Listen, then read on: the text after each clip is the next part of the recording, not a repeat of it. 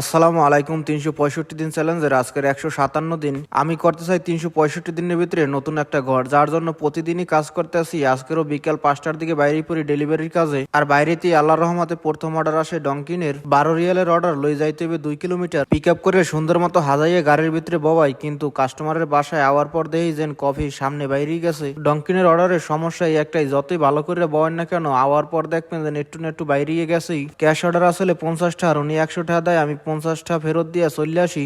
এরপর আরো বেশ কয়েকটা অর্ডার করি, আর রাত্রি ৯টার দিকে অর্ডার নিয়ে আসি একটা মেডিকেল সেন্টারে। ক্যাশ অর্ডার কাস্টমার আগেই মেসেজ করে দিয়েছে আওয়ার পরে রিসেপশনে রাখতে চলে যাবো, আমি অনলাইনে পেমেন্ট করে দিবো। রিসেপশনে আইয়ে ওনার নাম আর মোবাইল নাম্বার দেখাবার পর কইলাম অর্ডারটা রাখতে কইছে এই জায়গায়। উনি একজন ডক্টর, এখন একটু বিজি আছে, ৫-১০ মিনিটের ভিতরে নিয়ে যাবে, কিন্তু রিসেপশন বলে যে না, এই জায়গায় রাখা সম্ভব না। পরে আমি বাইরে দাঁড়াইয়ে ঠান্ডার ভিতরে অপেক্ষা করি, আর উনি ২০ মিনিট পরে আসে। আওয়ার পর বলে আমার এমার্জেন্সিতে কাজ আসলে, যাই হোক আমার জন্য দোয়া করবেন।